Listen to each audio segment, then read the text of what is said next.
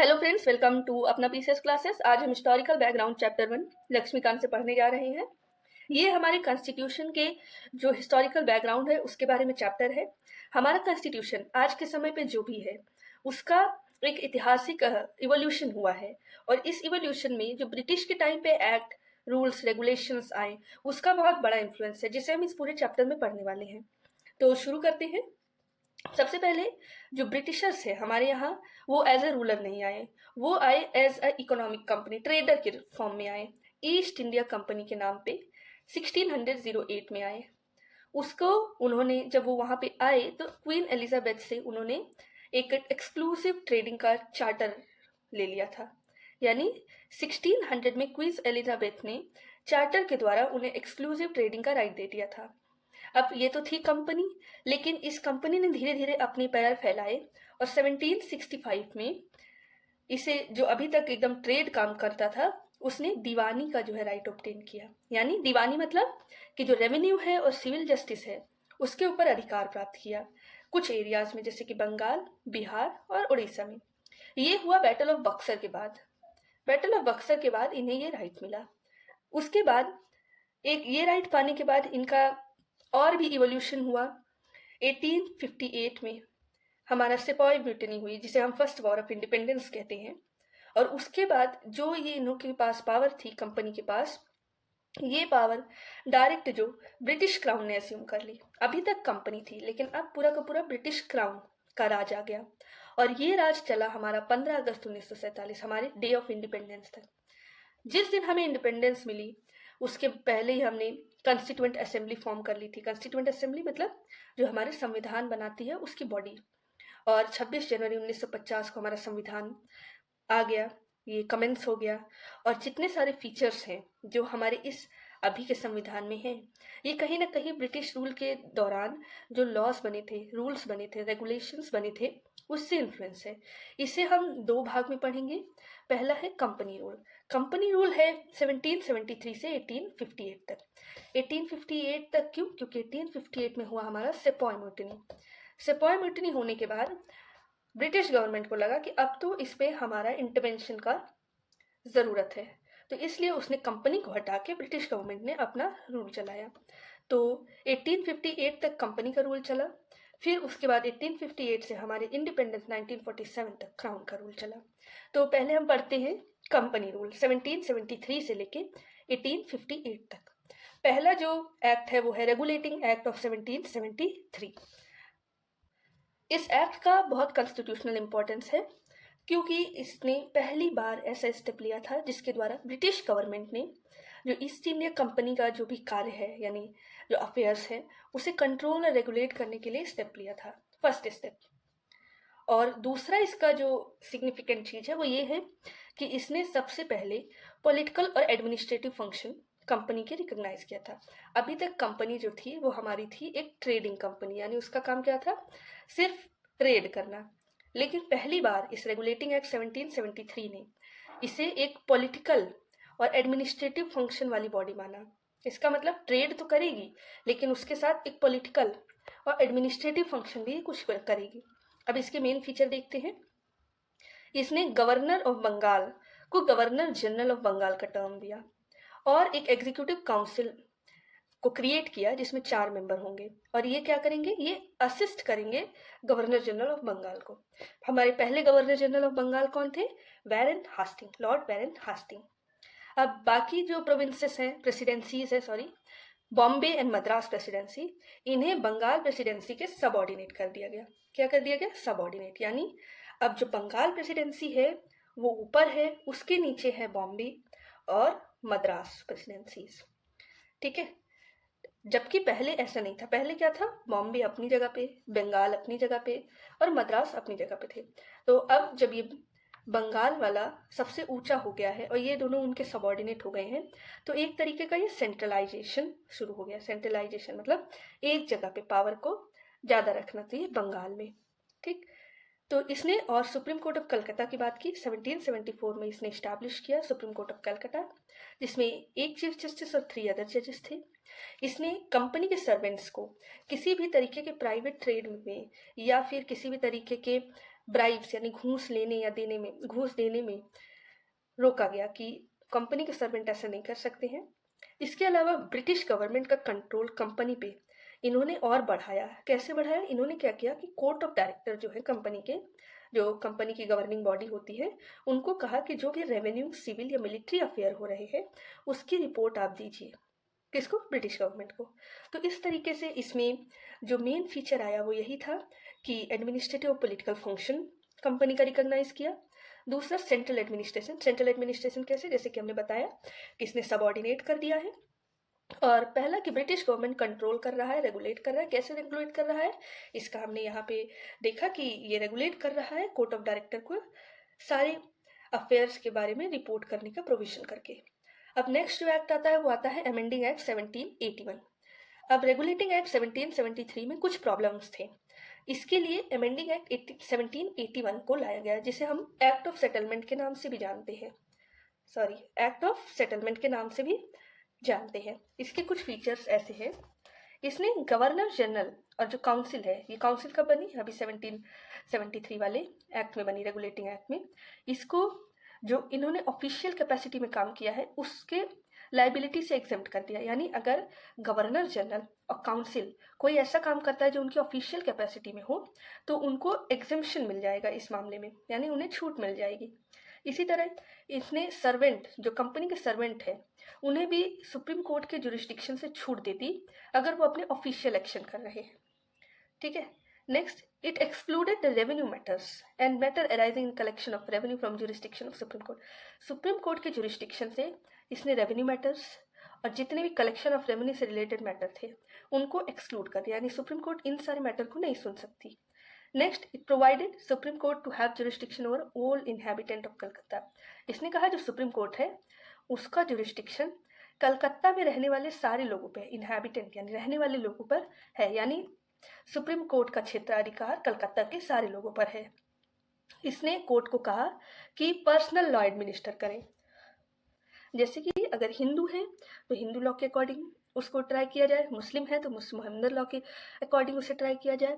और इसने कहा जो प्रोविंशियल कोर्ट्स हैं, यानी जो लोकल लेवल पे कोर्ट है, उनको अगर अपील करनी है तो अपील आप कहाँ करेंगे? आप करेंगे गवर्नर जनरल इन काउंसिल में, सुप्रीम कोर्ट में नहीं। जैसे कि अभी हम क्या करते हैं, अभी अगर कोई लोकल कोर्ट है, डिस्ट्रिक्ट कोर्ट है तो हाई कोर्ट करते हैं, मान लो हाई कोर्ट है तो हम करते हैं सुप्रीम कोर्ट। लेकिन यहाँ पे क्या है, यहाँ पे प्रोविंशियल कोर्ट से अगर आप एग्रीव्ड हैं तो आपको गवर्नर जनरल इन काउंसिल में अपील करना है। ठीक है, ये 1781 के एक्ट के सेलियंट फीचर में से एक है।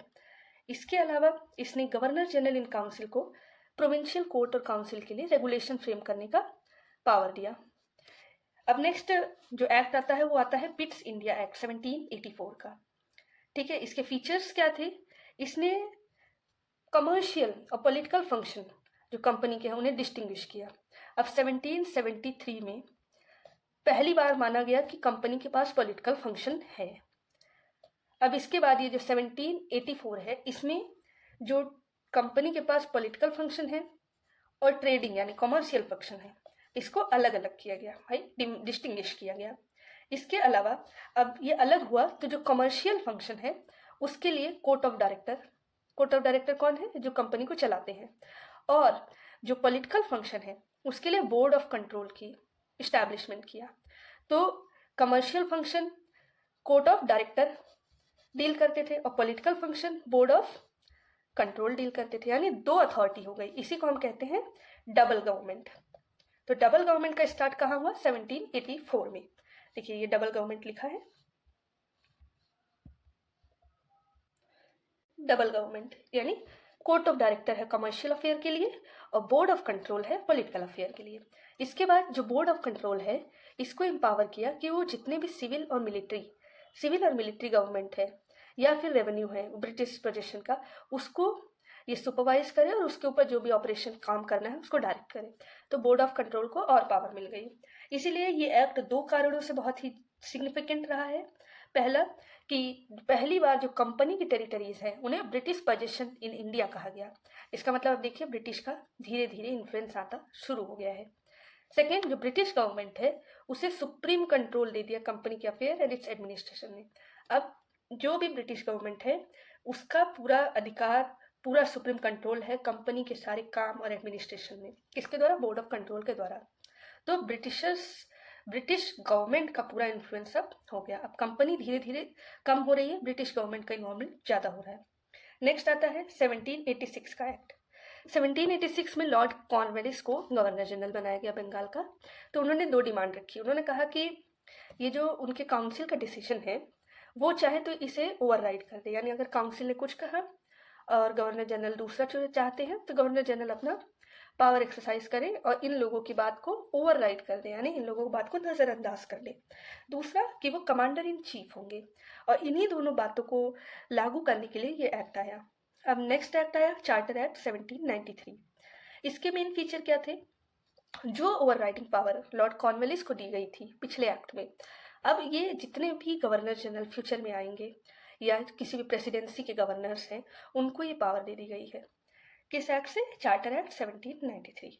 बाकी इसने कहा कि जो गवर्नर जनरल है वो गवर्नर जनरल बाकी सबऑर्डिनेट प्रेसिडेंसी जो कि बॉम्बे और मद्रास है उसके ऊपर ज़्यादा पावर और ज़्यादा कंट्रोल होगा। यानी पहले 1773 में डिसेंट्रलाइजेशन शुरू हुआ।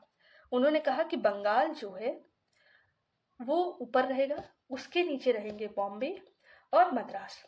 अब इस एक्ट ने कहा कि उसके अलावा जो ये बंगाल के गवर्नर जनरल हैं इनके पास बॉम्बे की प्रेसिडेंसीज और मद्रास की प्रेसिडेंसीज के ऊपर और ज़्यादा पावर आ जाएंगी। देखिए कैसे सेंट्रलाइजेशन बढ़ रहा है। Next, it extended the trade monopoly of India for period of another 20 year. अगले 20 साल तक इसने ट्रेड मोनोपोली और एक्सटेंड कर दिया कि अब जो कंपनी है वो अगले 20 साल तक और यहाँ पे ट्रेड करेगी। इसने कहा कि जो कमांडर इन चीफ है वो गवर्नर जनरल काउंसिल के मेंबर तब तक नहीं होंगे जब तक उन्हें अपॉइंट नहीं किया जाएगा। आगे देखते हैं। इसने ये भी कहा कि जो बोर्ड ऑफ कंट्रोल है और जो उनके स्टाफ है अब उनको इंडियन रेवेन्यू से पैसा देना पड़ेगा। जो भी इंडिया में उनकी कमाई हो रही है अब उनसे इन लोगों की सैलरी जाएगी। एक तरीके से ये ड्रेन ऑफ वेल्थ का जो कॉन्सेप्ट है, इसी तरीके से भारत के बाहर ब्रिटिश टाइम पे हमारा धन जाता था। और भी तरीके थे, ये एक तरीका है। अब आ जाते हैं हम चार्टर एक्ट 1813 में। इसके फीचर है कि इसने जो कंपनी का ट्रेड मोनोपोली था, पिछले एक्ट में क्या हुआ, 20 ईयर के लिए ट्रेड मोनोपोली दे दी गई। अब जो ट्रेड मोनोपोली है इसे अबॉलिश कर दिया गया। ठीक, यानी अब सारे ब्रिटिश मर्चेंट, अभी तक क्या था, अभी तक सिर्फ कंपनी ट्रेड करती थी, अब सारे ब्रिटिश मर्चेंट ट्रेड कर सकते हैं। ठीक है, लेकिन जो टी में ट्रेड है और चाइना के साथ ट्रेड है इसमें अभी भी कंपनी की ही मोनोपोली थी। इसने कहा कि जितनी भी कंपनी की टेरिटरीज हैं उस पर किसका संप्रभु अधिकार है, वो है ब्रिटिश क्राउन का, यानी ब्रिटिश क्राउन सॉवरिन है। अभी हमारे यहाँ कौन सॉवरिन है? अभी हमारी पार्लियामेंट सॉवरिन है। अभी भारत देश के हम खुद सारा डिसीजंस लेते हैं और हम किसी अन्य देश पे निर्भर नहीं है। लेकिन उस समय इन्होंने कहा कि जो ब्रिटिश क्राउन है उनकी सॉवरिनिटी होगी इंडिया में जो भी कंपनी की टेरिटरी है। आगे इन्होंने क्रिश्चियन मिशनरीज को अलाउ किया कि वो आए, लोगों को एनलाइटन करें, और वेस्टर्न एजुकेशन के स्प्रेड का इन्होंने प्रोविज़न किया कि जितने भी इन्हेबिटेंट्स हैं या इन्हेबिटेंट्स है ब्रिटिश टेरिटरी के, उनको वेस्टर्न एजुकेशन दी जाए। इसने लोकल गवर्नमेंट को टैक्स इम्पोज करने का पावर दिया। टैक्स किस पे? लोगों पे टैक्स इम्पोज करने का, और अगर लोग टैक्स नहीं देते हैं तो उनको पनिश करने का भी अधिकार दिया। अब हम आ जाते हैं 1833 के चार्टर एक्ट में। ये एक्ट सेंट्रलाइजेशन की तरफ एक फाइनल स्टेप था। सेंट्रलाइजेशन हम एक बार फिर रिकैप करते हैं कि 1773 में बंगाल प्रेसिडेंसी को मद्रास और बॉम्बे प्रेसिडेंसी से सुपीरियर बनाया गया, इन दोनों को सबऑर्डिनेट बनाया गया, और इनको जो बंगाल की प्रेसिडेंसी है इनको गवर्नर जनरल का नाम दिया गया। उसके बाद एक और एक्ट आया जिसका नाम है एक्ट ऑफ 1793। इसमें ये जो बंगाल है इनको और पावर दे दी गई, मोर पावर। अब आते हैं हम 1833 में, जिसमें ये जो सेंट्रलाइजेशन हो रहा है इसका एक फाइनल स्टेप है। कैसे ही फाइनल स्टेप है देखते हैं। इसने जो गवर्नर जनरल ऑफ बंगाल है उन्हें गवर्नर जनरल ऑफ इंडिया बना दिया और सारी सिविल और मिलिट्री पावर इन्हें दे दी। इन्होंने first time government of India को जितनी भी ब्रिटिश के द्वारा पजेस टेरिटरी है उसमें अथॉरिटी दी। ये पहली बार ऐसा हुआ कि गवर्नमेंट को फुल अथॉरिटी मिली जितने भी टेरिटोरियल एरिया ब्रिटिश के द्वारा पजेस थी। तो सबसे पहले first governor general of India कौन थे? विलियम बेंटिक थे। नेक्स्ट इन्होंने क्या किया कि बॉम्बे और मद्रास के गवर्नर से उनकी लेजिस्लेटिव पावर छीन ली, और ये पावर छीन के किसे दी? ये पावर छीन के गवर्नर जनरल ऑफ इंडिया को एक्सक्लूसिव लेजिस्लेटिव पावर दे दिया पूरे ब्रिटिश इंडिया में। और इसकी वजह से हम कह सकते हैं कि जो सेंट्रलाइजेशन का सिस्टम है वो पूरा हुआ, क्योंकि जो गवर्नर जनरल ऑफ इंडिया है उसे पूरी टेरिटरी पे अथॉरिटी मिल गई, प्लस उसको सारे लेजिस्लेटिव पावर मिल गए जो कि पहले बॉम्बे के पास थे, मद्रास के पास थे, उनसे छीन के सारे पावर मिल गए। तो एक जो गवर्नर जनरल ऑफ इंडिया है ये एक सबसे बड़ी अथॉरिटी बन गई जिसके पास सबसे ज़्यादा पावर थे, तो सेंट्रलाइजेशन हो गया। और ये जो बॉम्बे और मद्रास थे अब इनके पास बहुत कम पावर थे। तो सेंट्रलाइजेशन की कहानी शुरू हुई 1773 के रेगुलेशन एक्ट से, और ये आके ख़त्म हुई हमारे 1833 के चार्टर एक्ट से। इसने ये भी कहा कि ओपन सिस्टम कंपटीशन की इसने अटेम्प्ट किया शुरुआत का, जो सिविल सर्वेंट के सिलेक्शन के लिए, लेकिन ये स्टेप पर सक्सेस नहीं हो पाया क्योंकि अपोजिशन था कोर्ट ऑफ डायरेक्टर्स के द्वारा। नेक्स्ट हम आते हैं चार्टर ऑफ 1853। 1853 के चार्टर में 1853 का चार्टर एक्ट के सीरीज में लास्ट था। 1793 से 1853 तक जितने भी चार्टर एक्ट आए उसमें ये आखिरी था। इसका सबसे पहला फीचर ये है कि इसने लेजिस्लेटिव और executive function governor general council के डिफरेंट कर दिए, यानी जो अभी तक एग्जीक्यूटिव फंक्शन थे और लेजिस्लेटिव फंक्शन थे साथ में किए जा रहे थे, अब इसमें डिमार्केशन हो गया, सेपरेट कर दिए गए। 6 नए मेंबर जोड़े गए जिन्हें कहा गया लेजिस्लेटिव काउंसिलर। इसका मतलब इन्होंने गवर्नर जनरल लेजिस्लेटिव काउंसिल एक इस्टेब्लिश कर दिया, जिसका बाद में हम जानते हैं कि इंडियन सेंट्रल लेजिस्लेटिव काउंसिल के नाम से भी जानते हैं इसे। और ये एक तरीके की मिनी पार्लियामेंट की तरह काम करती थी, सेम प्रोसीजर जैसे ब्रिटिश पार्लियामेंट का है। तो पहली बार, अभी तक लेजिस्लेशन हो रहा था लेकिन पहली बार लेजिस्लेशन को एक स्पेशल काम माना गया है, ठीक है, स्पेशल फंक्शन माना गया है, जिसमें एक तरीके का स्पेशल प्रोसेस है जैसे कि ब्रिटिश पार्लियामेंट में चलता है, और एक तरीके की स्पेशल मशीनरी है जो कि गवर्नर जनरल इन काउंसिल, जिसे हम क्या कहते हैं, इंडियन सेंट्रल लेजिस्लेटिव काउंसिल भी कहते हैं। नेक्स्ट, इसने ओपन कंपटीशन सिस्टम शुरू किया, किस बात के लिए? Selection and recruitment of civil servant के लिए। 1833 का जो एक्ट है उसने ये अटेम्प्ट किया था, लेकिन ये अटेम्प्ट हो गया फेल। तो अटेम्प्ट आया यहाँ 1853 वाले में। ओपन कंपटीशन कब हुआ? 1853 के चार्टर से इंट्रोड्यूस हुआ। और सिविल सर्वेंट जो कोवेनेंट सिविल सर्विसेज है, इसे इंडियन के लिए भी खुला छोड़ दिया गया कि अब इंडियन भी इसमें पार्टिसिपेट कर सकते हैं। और इसी कारण मैक्यूले कमेटी आई 1854 में। ये कमेटी किस पे है? इंडियन सिविल सर्विसेज पे कमेटी है। तो मैक्यूले कमेटी कब आई? 1854 पे। किस बात पे है? इंडियन सिविल सर्विसेज पे है। इसने कंपनी का रूल एक्सटेंड किया और ये कहा कि जितने भी टेरिटरीज इंडिया के हैं वो ब्रिटिश क्राउन के बिहाफ पे, उनके ट्रस्ट पे रिटेन किया जाए। पर इन्होंने, जैसे पिछली बार इन्होंने 20 ईयर्स बोला था कि 20 ईयर्स तक कंपनी की जो रूल एक्सटेंड कर रहे हैं, मोनोपोली दे रहे हैं, इस बार ऐसा कुछ पर्टिकुलर पीरियड नहीं बताया, जिसका मतलब अब पार्लियामेंट जब चाहेगी तब कंपनी का रूल टर्मिनेट कर सकती है। नेक्स्ट, इसने सबसे पहले लोकल रिप्रेजेंटेशन की बात शुरू की। जो इंडियन सेंट्रल लेजिस्लेटिव काउंसिल है, जो कि इस बार बनाया गया 1853 के चार्टर से, उसमें लोकल रिप्रेजेंटेशन की बात की गई, जिसमें 6 जो नए लेजिस्लेटिव मेंबर हैं उसमें 4 को लोकल यानी प्रोविंशियल गवर्नमेंट के द्वारा अपॉइंट किया जाना था, जो कि मद्रास, बॉम्बे, बंगाल, आगरा, इन सब प्रोविंशियल गवर्नमेंट से इन जो 4 मेंबर्स को अपॉइंट किया जाना था। अब यहाँ तक हमने कंपनी का रूल पढ़ा। अब हम आ जाते हैं क्राउन के रूल पे। क्राउन के रूल का स्टार्ट होने का सबसे बड़ा कारण था, वो था फर्स्ट वॉर ऑफ इंडिपेंडेंस, जिसे हम सिपाही Martini first war of independence दोनों के नाम से जानते हैं। 1857 का रिवॉल्ट। और इस समय ये एक्ट आया जिसे बोलते थे हम act for the good governance of India. इसने ईस्ट इंडिया कंपनी को एबॉलिश करते हुए सारा जो हाथ में, अपने हाथ में ले लिया, ब्रिटिश क्राउन के हाथ में सारा पावर ले लिया, गवर्नमेंट ले लिया, टेरिटरी, रेवेन्यू, हर चीज़ ले लिया। इसी को इफेक्टिव लाने के लिए कुछ इस एक्ट में प्रोविजंस थे, जिसके सेलियंट फीचर ऐसे हैं। इसने कहा कि अब से इंडिया हर मैजेस्टी के नाम पे चलेगा, यानी जो ब्रिटिश के क्राउन है उनके नाम पे इंडिया का एडमिनिस्ट्रेशन चलेगा, गवर्नमेंट होगा। और इसने जो गवर्नर जनरल ऑफ इंडिया का डेजिग्नेशन है, इसे वाइसरॉय ऑफ इंडिया के नाम से चेंज कर दिया। क्यों चेंज किया? क्योंकि अब ये जो वाइसरॉय है ये डायरेक्ट रिप्रेजेंटेटिव है ब्रिटिश क्राउन के इंडिया में। पहले वाइसरॉय कौन बने? हमारे लॉर्ड कैनिंग बने हैं, और इसने जो डबल गवर्नमेंट का सिस्टम है उसे एबॉलिश कर दिया। डबल गवर्नमेंट का सिस्टम हमने पहले पढ़ा था, जिसमें क्या था कि इकोनॉमिक जो फंक्शन है वो कौन डायरेक्ट करेगा, वो कोर्ट ऑफ डायरेक्टर उसको मैनेज करेंगे, और बाकी जो फंक्शन है जैसे पॉलिटिकल फंक्शन है वो कौन करेगा, बोर्ड ऑफ कंट्रोल मैनेज करेगा। तो ये जो दो डबल गवर्नमेंट है इसे एंड कर दिया इस एक्ट ने। इसके बाद इसने एक नया ऑफिस शुरू किया, secretary of state for India. इसका इंडियन एडमिनिस्ट्रेशन के ऊपर कंप्लीट अथॉरिटी थी। ये ब्रिटिश कैबिनेट के मेंबर थे और जो इनकी रिस्पॉन्सिबिलिटी थी वो अल्टीमेटली ब्रिटिश पार्लियामेंट की थी। यानी जो 1858 का एक्ट आया है इसने हर तरीके से इंडिया का एडमिनिस्ट्रेशन अपने हाथ में लेने का प्रोविजन बनाया। इसी के लिए इन्होंने ये न्यू ऑफिस बनाया, इसी के लिए इन्होंने गवर्नर जनरल की जगह वाइसराय किया क्योंकि वो उनका रिप्रेजेंटेटिव है। आगे इसने 15 member of council of India establish किया, जिसका काम क्या था कि जो secretary of state for India है उनको असिस्ट करना।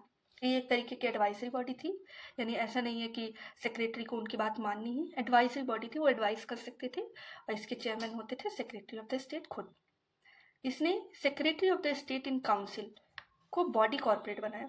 बॉडी कॉर्पोरेट क्या है, जैसे हम आप हैं, हम लोग नेचुरल पर्सन हैं, तो हम लोग का तो आता पता है, हम लोग को कोई हमारे ऊपर केस कर सकता है, हम किसी के ऊपर केस कर सकते हैं, लेकिन जो जो फंक्शन अथॉरिटीज़ होती हैं ये किसी पर्सन में वेस्ट होती है, पर ये खुद पर्सन नहीं होती। तो इन्हें हम बॉडी कॉर्पोरेट यानी लीगल जो पर्सन है उनके तरीके से जानते हैं, और इन लीगल पर्सन के ऊपर भी आप स्यू कर सकते हैं, यानी उनको आप स्यू कर सकते हैं, वो आपको भी स्यू कर सकती हैं, ठीक है। लेकिन हम कह सकते हैं कि जो 1858 का एक्ट था वो मेनली एडमिनिस्ट्रेटिव मशीनरी को इम्प्रूव करने के लिए था। इसमें कुछ खास ऐसा सब्सटेंशियल चेंज नहीं हुआ। नेक्स्ट हम आते हैं इंडियन काउंसिल एक्ट ऑफ 1861 में। अब क्या हुआ कि जब 1857 का रिवॉल्ट हुआ तो ब्रिटिश गवर्नमेंट को लगा कि अब इंडियंस को साथ में रखना जरूरी है, तभी हम आगे इस कंट्री को रूल कर सकते हैं। तो उन्होंने इस जो साथ के जो एसोसिएशन की पॉलिसी है, पॉलिसी ऑफ एसोसिएशन के परसुएंस में 3 एक्ट जो है बनाए, इंडियन काउंसिल एक्ट 1861, 1892 एंड 1909। अब 1861 के क्या एसेंशियल फीचर्स है, इसने सबसे पहले रिप्रेजेंटेटिव इंस्टीट्यूशन का शुरुआत की जिसमें इंडियंस का एसोसिएशन हो। इंडियन का एसोसिएशन किसके साथ हो, लॉ मेकिंग में। जो लॉ मेकिंग प्रोसेस है उसमें इंडियन का एसोसिएशन पहली बार इसी में हुआ, 1861 के एक्ट में। इसने क्या किया कि जो वॉइस रॉय हैं वो नॉन ऑफिशियल मेंबर्स में इंडियंस को नॉमिनेट करें, ठीक है। 1862 में लॉर्ड कैनिंग ने, जो कि उस समय के वाइस रॉय थे, उन्होंने 3 इंडियंस को अपने लेजिस्लेटिव काउंसिल में नॉमिनेट किया, the Raja of Banaras, Maharaja of Patiala and sir Dinkar Rao. इन्होंने डिसेंट्रलाइजेशन का प्रोसेस शुरू किया।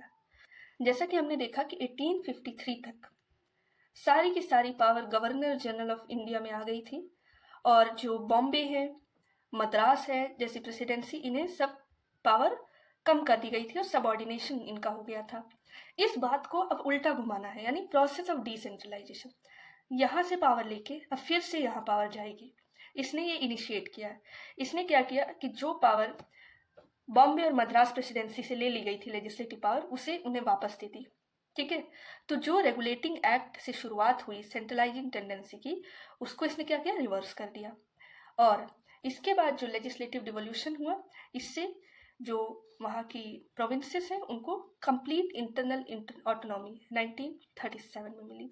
इसी पॉलिसी का रिजल्ट है ये। इसने Bengal, north west province, Punjab के लिए न्यू लेजिस्लेटिव काउंसिल का इस्टेब्लिशमेंट किया। ये इस्टेब्लिश हुए बंगाल का लेजिस्लेटिव काउंसिल 1862 में, नॉर्थ वेस्ट प्रोविंस का 1886 में और पंजाब का 1897 में। इसने वॉइसरॉय को रूल और ऑर्डर बनाने का पावर दिया। रूल और ऑर्डर किस लिए, more convenient transaction of business in council.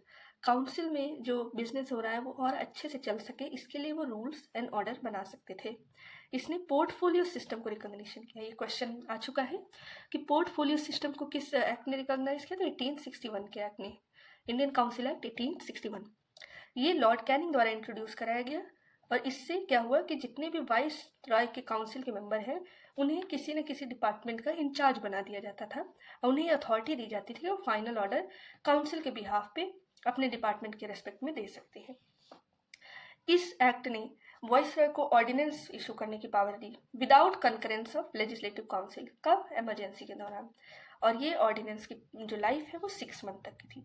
अभी भी देखिए हमारे प्रेसिडेंट के पास ये ऑर्डिनेंस मेकिंग पावर है 1 to 3 में। इंडियन काउंसिल एक्ट 1892, इसके फीचर्स क्या है? इसमें central and provincial legislative council के नॉन ऑफिशियल मेंबर के नंबर को इंक्रीज किया गया, लेकिन उसके बावजूद ऑफिशियल मेजॉरिटी मेंटेन की गई। इसका मतलब एक ऑफिशियल मेंबर्स होते हैं, एक नॉन ऑफिशियल मेंबर्स होते हैं। इनकी जो नंबर्स हैं उन्हें इंक्रीज किया गया, लेकिन मेजॉरिटी अभी भी ऑफिशियल मेंबर की मेंटेन की गई।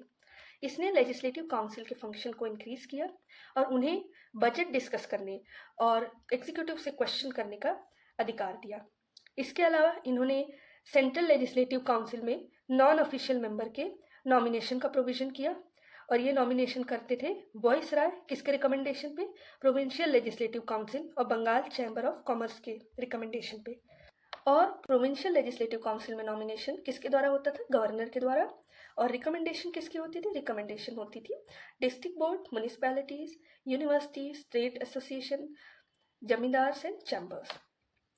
इसने लिमिटेड और इनडायरेक्ट प्रोविजन इलेक्शन का इस्तेमाल किया, जिसमें जो नॉन ऑफिशियल सीट है, चाहे वो central and provincial legislative council दोनों में हो, उसमें इलेक्शन के द्वारा इन सीट को भरने के लिए यूज़ किया इलेक्शन का। लेकिन ये जो इलेक्शन शब्द है, ये इलेक्शन शब्द वहाँ पे नहीं था, बल्कि शब्द क्या था? Nomination based on recommendation of certain bodies. अब हम आ जाते हैं इंडियन काउंसिल एक्ट 1909 में। इसे पॉपुलरली मॉर्लो मिंटो रिफॉर्म कहते हैं, क्योंकि उस समय लॉर्ड मॉर्ले हमारे सेक्रेटरी थे और लॉर्ड मिंटो जो है वॉइसरॉय थे। इसने लेजिस्लेटिव काउंसिल के साइज को बढ़ा दिया। Central government, central legislative council और प्रोविंशियल लेजिस्लेटिव काउंसिल दोनों के साइज को बढ़ा दिया, और जो सेंट्रल लेजिस्लेटिव काउंसिल के मेंबर्स में 16 मेंबर से इसे 60 मेंबर में बढ़ा दिया। और जो प्रोविंशियल लेजिस्लेटिव काउंसिल है उसमें यूनिफॉर्म नहीं थे, अलग अलग जगह पे अलग अलग नंबर ऑफ मेंबर्स थे। इसने सेंट्रल लेजिस्लेटिव काउंसिल में ऑफिशियल मेजॉरिटी मेंटेन की, अभी हमने बताया ऑफिशियल नॉन ऑफिशियल, लेकिन जो प्रोविंशियल लेजिस्लेटिव काउंसिल है उसमें नॉन ऑफिशियल मेजॉरिटी को अलाउ किया। इसके अलावा जो लेजिस्लेटिव काउंसिल की डेलिबरेटिव फंक्शन है, यानी बातचीत करने की और सोचने समझने का फंक्शन है, उसे दोनों लेवल पे बढ़ाया। अभी तक क्या था? ये जो 1892 का एक्ट है, इसमें इन्होंने दिया था पावर ऑफ बजट का प्लस क्वेश्चन का। अब इस 1909 में क्या पावर दिया गया है? पावर दिया है आस्क सप्लीमेंट्री क्वेश्चन। अब मेंबर सप्लीमेंट्री क्वेश्चन भी पूछ सकते हैं, बजट पे रिजोल्यूशन भी पास कर सकते हैं। नेक्स्ट, इसने पहली बार इंडियंस के एसोसिएशन की बात की। इंडियंस के एसोसिएशन किसमें? Executive council of viceroy and governor में इंडियन को पहली बार इंक्लूड करने का प्रोविजन किया, और इसके ही तहत सत्येंद्र प्रसाद सिन्हा पहले भारतीय बने जिन्होंने वॉइसरॉय के एग्जीक्यूटिव काउंसिल को ज्वाइन किया। इन्होंने as a law member join किया था। इसने कम्युनल रिप्रेजेंटेशन का सिस्टम पहली बार शुरू किया, इसीलिए लॉर्ड मिंटो को फादर ऑफ कम्युनल इलेक्टोरेट कहा जाता है। अब कम्युनल रिप्रेजेंटेशन ये था कि जो मुस्लिम मेंबर्स हैं उन्हें मुस्लिम वोटर्स ही इलेक्ट करें। इस तरीके से इन्होंने लीगलाइज कर दिया कम्युनलिज्म को। इसके बाद इन्होंने सेपरेट रिप्रेजेंटेशन दिया, किसको? प्रेसिडेंसी को, कॉरपोरेशन को, चैम्बर ऑफ कॉमर्स को, यूनिवर्सिटी और जमींदार को। अब आ जाते हैं गवर्नमेंट ऑफ इंडिया एक्ट 1919। अगस्त 2017 में ब्रिटिश गवर्नमेंट ने सबसे पहले ये जो ऑब्जेक्टिव अपना डिक्लेयर किया कि अब हम धीरे धीरे रिस्पॉन्सिबल गवर्नमेंट इंडिया में लाएंगे, और उसी के तहत इन्होंने ये मॉन्टेग्यू श्लैमफोर्ड रिफॉर्म लाया। मॉन्टेग्यू हमारे सेक्रेटरी थे उस समय और लॉर्ड श्लैमफोर्ड वॉइसरॉय थे। इसने जितने भी एडमिनिस्ट्रेशन के सब्जेक्ट हैं उन्हें 2 लिस्ट में बांटने का काम किया, सेंट्रल सब्जेक्ट, प्रोविंशियल सब्जेक्ट। ये डिवोल्यूशन रूल्स के अंडर इसे अलग किया गया, और इसने जो सेंटर के जितने भी अथॉरिटीज़ हैं उसे प्रोविंस को डेलीगेट करने का फैसिलिटेट किया, यानी जो भी सेंटर के पावर है, सेंटर ने के जो पावर है वो अब प्रोविंस को डेलीगेट किया जा सकता है, जो कि जैसे कि अभी भी डेलीगेशन का हमारे यहाँ प्रोविजन है। इसने कहा कि जो सेंट्रल और इस प्रोविंशियल लेजिस्लेचर है ये अपने अपने लिस्ट में लॉ बना सकती है। अभी अभी लॉ के लिए 2 लिस्ट बनाई और दोनों लिस्ट में अपने अपने रेस्पेक्ट में लॉ बना सकती है, लेकिन इसका मतलब ये नहीं कि ये जो गवर्नमेंट है ये फेडरल हो गई। अभी भी सेंट्रलाइज्ड गवर्नमेंट, यूनिटरी गवर्नमेंट ही थी। इसने प्रोविंशियल सब्जेक्ट को भी 2 भाग में बांटा, ट्रांसफर्ड और रिजर्व्ड। जो ट्रांसफर्ड सब्जेक्ट है इसमें आते थे public health, education, local self government, agriculture etcetera, जबकि रिजर्व वाले में आते थे police, administration of justice, prison, revenue, finance. इन्होंने कहा जो ट्रांसफर्ड सब्जेक्ट है उसको गवर्नर एडमिनिस्टर करेगा और किसके एड से, मिनिस्टर के एड से, जो कि लेजिस्लेटिव काउंसिल को रिस्पॉन्सिबल होंगे। जैसा कि इस एक्ट ने कहा कि हम जो है रिस्पॉन्सिबल गवर्नमेंट लाना चाहते हैं। तो जो ट्रांसफर्ड सब्जेक्ट है उसमें जो गवर्नर होगा वो कैसे गवर्न करेगा, with the aid of the ministers, और वो मिनिस्टर्स लेजिस्लेटिव काउंसिल को रिस्पॉन्सिबल होंगे। Aid of minister responsible to legislative council. लेकिन जो रिजर्व सब्जेक्ट है, रिजर्व सब्जेक्ट में गवर्नर और उनके एग्जीक्यूटिव काउंसिल इसे एडमिनिस्टर करेंगे और लेजिस्लेटिव काउंसिल के प्रति रिस्पॉन्सिबल नहीं होंगे। इसी सिस्टम को बोलते हैं diarchy. Diarchy means double rule. So ये एक्सपेरिमेंट बहुत अनसक्सेसफुल साबित हुआ। तो डायरकी सिस्टम इंट्रोड्यूस कब किया गया, government of India 1919। Double government कब इंट्रोड्यूस किया गया, 1784 में। इसका मतलब जो डायरकी है वो और डबल गवर्नमेंट अलग अलग चीजें हैं। डायरकी में जो प्रोविंशियल सब्जेक्ट की लिस्ट है उसे ट्रांसफर्ड सब्जेक्ट और रिजर्व सब्जेक्ट दो कैटेगरी में बांट दिया जाता है। जबकि डबल गवर्नमेंट में क्या है कि जो कमर्शियल फंक्शन थे वो कोर्ट ऑफ डायरेक्टर डील करते थे, और जबकि जो पॉलिटिकल फंक्शन थे उसे बोर्ड ऑफ डायरेक्टर डील करते थे। तो डायरकी और डबल गवर्नमेंट अलग अलग है। डायरकी कब इंट्रोड्यूस हुई, सबसे पहले डायरकी इंट्रोड्यूस हुई गवर्नमेंट ऑफ इंडिया 1990 में। कहाँ पे डायरकी इंट्रोड्यूस हुई, डायरकी इंट्रोड्यूस हुई प्रोविंस में डायरकी इंट्रोड्यूस हुई। इसने सबसे पहले बाईकैमरलिज्म भी इंट्रोड्यूस किया इस एक्ट ने 1919 के, और कंट्री में डायरेक्ट इलेक्शन का प्रोविजन किया। Bicameralism, direct election. बाईकैमरलिज्म मतलब दो जो हाउस होते हैं लेजिस्लेचर के, अपर हाउस यानी काउंसिल ऑफ स्टेट और लोअर हाउस यानी लेजिस्लेटिव असेंबलीज, और मेजॉरिटी ऑफ जो मेंबर्स थे वो डायरेक्ट इलेक्शन से चूज किए जाते थे। इसने ये भी कहा कि जो 6 मेंबर्स होते हैं वॉइसराय के एग्जीक्यूटिव काउंसिल के, कमांडर इन चीफ को छोड़ के, उनमें में से 3 को इंडियन होना पड़ेगा। ये देखिए इंडियन का एसोसिएशन बढ़ाया जा रहा है। इसने कम्युनल रिप्रेजेंटेशन जो कि 1909 के एक्ट से शुरू हुआ था उसे और एक्सटेंड किया। 1909 में मुस्लिम के लिए था सिर्फ, इसने एक्सटेंड करके Sikh, Indian Christians, Anglo Indian और यूरोपियन के लिए भी लागू कर दिया। इसने लिमिटेड नंबर ऑफ पीपल को उनके प्रॉपर्टी पे, टैक्स पे, बाकी क्वालिफिकेशन पे फ्रेंचाइज दिया। फ्रेंचाइज मतलब राइट टू वोट दिया। ठीक है, तो शुरू में हमारे सबके पास राइट टू वोट नहीं था, लिमिटेड फ्रेंचाइज थी। इसने एक नया ऑफिस क्रिएट किया, office of high commissioner for India, London में, और कुछ फंक्शन जो सेक्रेटरी पहले करते थे उसे इन्हें ट्रांसफर कर दिया। इसने पब्लिक सर्विस कमीशन का एस्टैब्लिशमेंट का प्रोविजन किया। Central public service commission setup किया गया 1926 में, रिक्रूटिंग सिविल सर्वेंट। इसने सबसे पहले सेंट्रल बजट और प्रोविंशियल बजट को सेपरेट किया और प्रोविंशियल लेजिस्लेचर को अपने बजट खुद इनैक्ट करने का पावर दिया। ये रिस्पॉन्सिबल गवर्नमेंट की तरफ एक कदम। इस एक्ट ने स्टैट्यूटरी कमीशन के अपॉइंटमेंट की भी बात की, जो कि इस एक्ट के 10 साल के बाद इसके वर्किंग पे रिपोर्ट करेगा।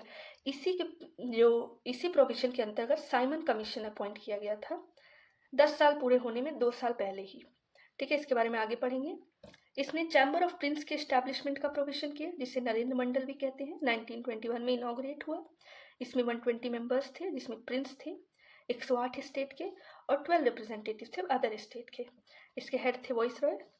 इसने फैसिलिटेट किया कि जो कॉमन इंटरेस्ट के मैटर्स हैं उन पे कंसल्टेशन एंड डिस्कशन हो पाए। अब आ जाते हैं साइमन कमीशन। नवंबर 1927 में, यानी 2 साल पहले अपने शेड्यूल में, 1919 में एक्ट आया। उसने बोला कि 10 साल बाद एक कमीशन लाना है जो कि देखेगी कि ये एक्ट कैसा चल रहा है। तो ये आना चाहिए 1929 में, लेकिन 2 साल पहले 1927 में ये साइमन कमीशन आया। 7 मेंबर स्टैट्यूटरी कमीशन था, जिसके चेयरमैन थे सर जॉन साइमन। इनको ये जो नए कॉन्स्टिट्यूशन है इसके अंतर्गत इंडिया की कंडीशन क्या है उस पर रिपोर्ट बनाना था। सारे मेंबर इस कमीशन के ब्रिटिश थे, इसीलिए इसका पुरजोर विरोध किया गया हमारे भारत में। इस कमीशन ने 1930 में अपनी रिपोर्ट सबमिट की और इसने कहा कि जो डायरची सिस्टम है उसे अबॉलिश कर दिया जाए, रिस्पॉन्सिबल गवर्नमेंट को और एक्सटेंड किया जाए, प्रोविंसेस में फेडरेशन का एस्टैब्लिशमेंट किया जाए जिसमें ब्रिटिश इंडिया और प्रिंसली स्टेट दोनों हों, और ये कम्युनल इलेक्टोरेट है इसको कंटिन्यू रखा जाए। इसके लिए गवर्नमेंट ने, जो ब्रिटिश गवर्नमेंट है, उन्होंने 3 राउंड टेबल कॉन्फ्रेंसेस भी रखी, 3 राउंड टेबल कॉन्फ्रेंसेस रखी, और इसके बेसिस पे एक वाइट पेपर बनाया, white paper on constitutional reforms. तो वाइट पेपर मतलब एक लीगल डॉक्यूमेंट, और इसे जॉइंट सेलेक्ट कमेटी के कंसिडरेशन को भेजा गया ब्रिटिश पार्लियामेंट के, और इसी जो कमेटी का रिकमेंडेशन है उसको कुछ चेंजेस के साथ गवर्नमेंट ऑफ इंडिया एक्ट 1935 में इनकॉर्पोरेट किया गया। ये गवर्नमेंट ऑफ इंडिया 1935 एक ऐसा एक्ट है जो कि हमारे कॉन्स्टिट्यूशन को बहुत ज़्यादा इन्फ्लुएंस करता है। इसके बाद आया कम्युनल अवार्ड। अगस्त 1932 में जो रैमसे मैकडोनल्ड है ब्रिटिश के प्राइम मिनिस्टर, उन्होंने कहा कि ये जो कम्युनल रिप्रेजेंटेशन है अभी तक किसको किसको मिला, 1909 में मिला मुस्लिम्स को, उसके अलावा 1909 में सिख को, क्रिश्चियंस को, यूरोपियंस को, इन लोगों को मिला। तो इन्होंने कहा कि अब इसे हम और बढ़ाएंगे और अब हम इसे देंगे माइनॉरिटीज़ को। Separate electorate Muslim, Sikh, Christian, Anglo Indian, European के लिए तो था ही, इन्होंने इसे डिप्रेस्ड क्लास यानी शेड्यूल्ड कास्ट को एक्सटेंड किया। इस बात से गांधी जी बहुत ही दुखी हुए और उन्होंने इस बात का प्रोटेस्ट किया। यरमदा जेल में उन्होंने फास्ट एंड टू डेथ रखा, और जिस वजह से कांग्रेस और बी.आर. अम्बेडकर जो कि डिप्रेस्ड क्लास के लीडर थे, इन दोनों के बीच में एक पैक्ट हुआ जिन्हें हम पूना पैक्ट के नाम से जानते हैं। और इसमें कहा गया कि जो सेपरेट कम्युनल रिप्रेजेंटेशन है दलित्स को, वो नहीं दिया जाएगा। यहाँ पे हिंदू ज्वाइंट इलेक्टोरेट रहेगा, यानी सारे हिंदू इलेक्शन में पार्ट लेंगे, सारे हिंदू इलेक्शन में वोटिंग करेंगे, और डिप्रेस्ड क्लास के लिए कुछ सीट रिजर्व रहेगी। लेकिन ऐसा नहीं है कि डिप्रेस्ड क्लास को कम्युनल रिप्रेजेंटेशन मिलेगा, और इस बात को ब्रिटिश गवर्नमेंट ने एक्सेप्ट किया और कम्युनल अवार्ड को मॉडिफाई किया। और अब जो है ब्रिटिश लोगों ने डिप्रेस्ड क्लास के लिए रिजर्वेशन का प्रोविजन किया और कम्युनल सेपरेट कम्युनल इलेक्टोरेट का सिस्टम को ड्रॉप कर दिया। इसी पूना पैक्ट को गवर्नमेंट ऑफ इंडिया एक्ट 1935 में इनकॉर्पोरेट किया गया बाद में। अब हम आ जाते हैं गवर्नमेंट ऑफ इंडिया 1935 में। ये एक बहुत इंपॉर्टेंट और बहुत बड़ा डॉक्यूमेंट है। 321 सेक्शन है, 10 शेड्यूल्स है इसमें। इसके फीचर क्या है, सबसे पहले इसने ऑल इंडिया फेडरेशन का फॉर्मेशन की बात कही, जिसमें प्रोविंस और प्रिंसली स्टेट यूनिट्स के तौर पे होंगी। और इसने एक्ट जो पावर है वो सेंटर और यूनिट में 3 लिस्ट में डिवाइड करने की बात की। फेडरल लिस्ट सेंटर के लिए, प्रोविंशियल लिस्ट प्रोविंस के लिए, और कॉन्करेंट लिस्ट हमारे दोनों के लिए। अब देखिए यही चीज़ सेम हमारे 7th शेड्यूल में ऑलमोस्ट सेम लिया गया है। तो 1935 का इन्फ्लुएंस हमारे कॉन्स्टिट्यूशन पे बहुत है। इसके बाद इन्होंने जो रेसिडुअरी पावर है, बची हुई पावर, वो किसे दे दी, वाइसरॉय गवर्नर जनरल, यानी तीनों को बांटने के बाद जो पावर बची वो कहाँ गई, वाइसरॉय गवर्नर जनरल। तो 1935 के एक्ट में रेसिडुअरी पावर कहाँ गई, गवर्नर जनरल में। लेकिन ये जो फेडरेशन जिसकी इन्होंने बात की थी, कल्पना की थी, ये कभी आया नहीं, क्योंकि प्रिंसली स्टेट ने इन्हें कभी ज्वाइन नहीं किया। जो प्रोविंस में डायरकी इंट्रोड्यूस की गई थी उसे अबॉलिश कर दिया गया और उसकी जगह प्रोविंशियल ऑटोनॉमी लाया गया। अब जो प्रोविंसेस है वो अपने एडमिनिस्ट्रेटिव स्फीयर में ऑटोनोमस यूनिट है, यानी वो अपने जो डिसीजंस है अपने एरिया के अंदर खुद ले सकते हैं। इसके अलावा जो इन्होंने रिस्पॉन्सिबल गवर्नमेंट प्रोविंस में इंट्रोड्यूस किया, यानी रिस्पॉन्सिबल मतलब कि जो भी गवर्नर है वो हमेशा अपने मिनिस्टर्स के एडवाइस पे काम करेगा, और ये मिनिस्टर रिस्पॉन्सिबल होंगे प्रोविंशियल लेजिस्लेचर को। ये 1937 में रिस्पॉन्सिबल गवर्नमेंट आया, लेकिन 1939 में ये डिसकंटिन्यू कर दिया गया। इसके पीछे भी एक ऐतिहासिक कारण है जो हम हिस्ट्री में पढ़ते हैं। It provided for adoption of dyarchy at centre. Province में डायरकी हटा दिया गया, लेकिन सेंटर में कहा गया कि सेंटर में डायरकी ले आइए। इसीलिए फेडरल सब्जेक्ट जो यूनियन के सेंटर के सब्जेक्ट है उन्हें 2 कैटेगरी में बांटा गया, रिजर्व कैटेगरी, ट्रांसफर कैटेगरी। लेकिन ये जो प्रोविजन है ये भी कभी ऑपरेशन में आया नहीं। नेक्स्ट इसने बाइकैमरलिज्म की बात की कि जो 11 प्रोविंसेस है उसमें 6 में बाइकैमरलिज्म आए, यानी 2 हाउस हो। और ये 6 कौन थे, बंगाल, बॉम्बे, मद्रास, बिहार, असम, यूनाइटेड प्रोविंस।